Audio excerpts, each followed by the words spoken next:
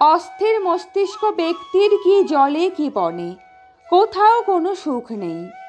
মানুষ অন্যের সংস্পর্শে থাকতে চায়। সঙ্গীহীন স্থানকেই আমরা অরণ্য বলতে পারি।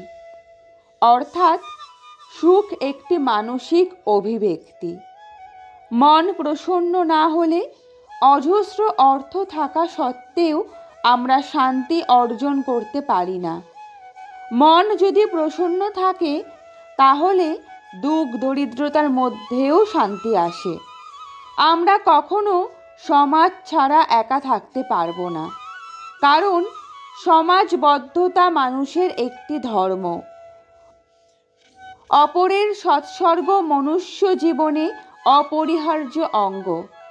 চঞ্চলতা মনের স্বভাব, তাই সকলের সাথে মিলেমিশে বাস করে এই চঞ্চলতাকে বশে রাখতে হয়।